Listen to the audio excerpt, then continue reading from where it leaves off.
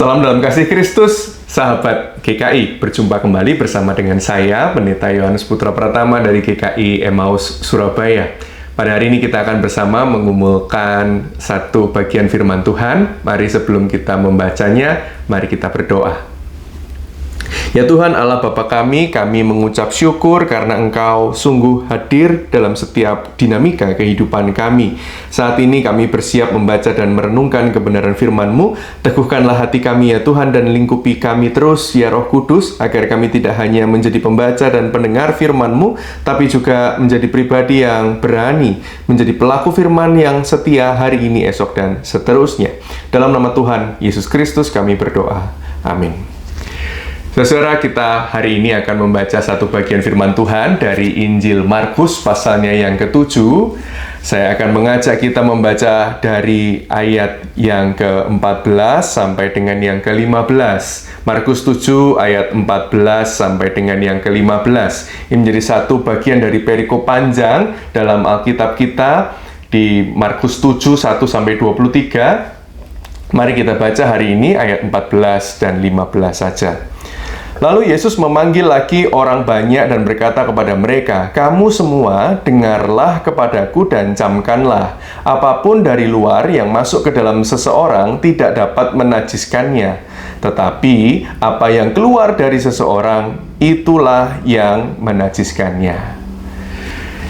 Saudara, perikop Markus pasalnya yang ke-7 ini mengajak kita semua untuk kembali mengenali bagaimana cara kita hidup sebagai orang-orang beriman dalam kehidupan hari demi hari. Bagaimana tidak, Markus 7 menunjukkan pada kita tentang sikap para pemimpin agama yang sedang sibuk mempersoalkan sebuah aturan, yakni aturan makan.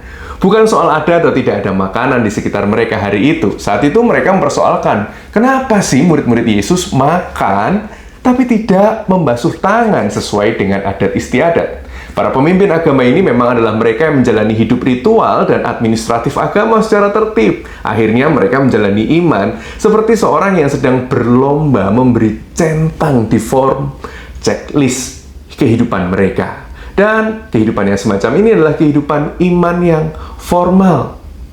Setiap kita tentu sadar bahwa aturan dan tradisi sebenarnya berfungsi baik untuk menjaga keteraturan komunitas beriman. Dan Yesus pun tidak melarang adanya aturan dalam sebuah komunitas beriman. Namun Yesus menemukan masalah yang besar karena ciri-ciri formal yang mereka jalani dalam kehidupan beriman tidak disertai dengan hati yang real, mengasihi Tuhan dan sesama. Mereka begitu disiplin menjaga kebersihan cawan di luar, tapi menutup mata terhadap sesama yang sedang kesulitan di dalam kehidupan berkomunitas mereka.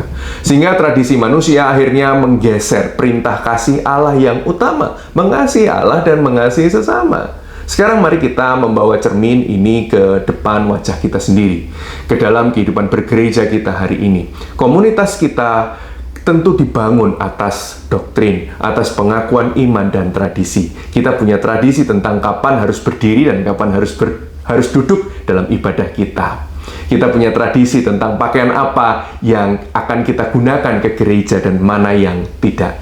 Kita punya acara-acara tahunan yang besar, seperti hari ulang tahun gereja atau hari berdirinya satu komisi atau satu badan pelayanan tertentu di gereja kita yang sejarahnya sangat bagus untuk dipelihara demi pembangunan jemaat. Tetapi bahayanya adalah ketika kita menjalani tradisi-tradisi itu sebagai sebuah dikte teologis, di mana kita mulai menghakimi orang lain berdasarkan tradisi atau kebiasaan buatan kita sendiri. Apakah kita juga masih menempatkan kepedulian yang tulus kepada sesama di pusat tradisi gereja kita? Atau jangan-jangan kita sering memaksa orang lain untuk tunduk pada aturan organisasi kita tanpa peduli beban hidup yang sedang mereka pikul. Di tengah tantangan ini kita patut bersyukur dan mengapresiasi karena hari-hari ini beberapa gereja sudah mulai mengusahakan bahwa di tengah segala tradisi-tradisi gereja yang dirayakan, ada juga upaya-upaya untuk membarui karya bersama dalam komunitas dengan membuat karya sosial yang kreatif, seperti dibentuknya seksi UMKM atau komisi kewirausahaan atau departemen kewirausahaan sebagai upaya mewujudkan secara nyata bentuk diakonia reformatif, sebuah pelayanan yang merangkul dan mengajak orang untuk bergerak maju melampaui keterbatasannya dengan daya yang baru. Namun semangat reformatif ini perlu juga kita barengi dengan semangat mengusahakan diakonia transformatif. Artinya kita dipanggil untuk berani bersuara kritis terhadap ketidakadilan atau ketidakpekaan para pengambil kebijakan yang seringkali juga menghambat orang-orang yang berjuang membuat sebuah usaha menengah kecil atau kecil menengah dengan sebuah keputusan-keputusan yang kurang peka terhadap masyarakat kecil yang akhirnya menghambat mereka untuk bereformasi dalam kehidupan keseharian mereka. Dan Yesus meruntuhkan sekat-sekat lahiriah itu dengan menegaskan bahwa apa yang keluar dari dalam hatilah yang paling menentukan kualitas iman seseorang. Perkataan Yesus ini menjadi momen yang tepat bagi kita untuk mengatakan, ini saat yang tepat untuk kita memberlakukan, menerapkan, mewujud nyatakan firman Tuhan dalam sebuah tindakan nyata, bukan sekedar formalitas ritual belaka. Hari ini kita perlu mengusahakannya. Tidak semua kita mungkin memang ambil bagian dalam pembentukan komisi itu. Tapi kita mungkin juga bisa ambil bagian sebagai pribadi yang mungkin menyampaikan suara-suara kritis kita di jalan. Tapi saya sadar juga tidak setiap kita pun juga bisa ikut turun ke jalan untuk menyampaikan masukan kepada pengambil kebijakan di negeri ini. Namun kita semua tetap bisa ambil bagian di setiap grup percakapan kesayangan kita masing-masing, di media sosial kita masing-masing. Untuk apa? Untuk terus menyuarakan suara kritis yang membarui kehidupan ini. Suara kritis untuk tetap berjuang menjadi perpanjangan tangan Tuhan untuk menghadirkan kasih Tuhan di dunia yang sedang terluka dan membutuhkan pertolongan Tuhan ini.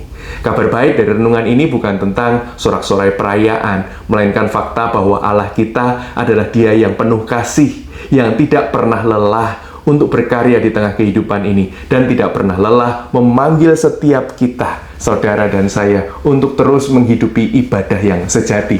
Dia ingin membongkar segala kemunafikan peribadahan yang ada, yang mungkin tersembunyi di sekitar kita. Bukan untuk menghancurkan kita umatnya, melainkan untuk menyembuhkan kita, agar hubungan kita dengan Dia, Tuhan, dan juga sesama menjadi tulus tanpa kepalsuan. Mari kita bersatu dalam doa.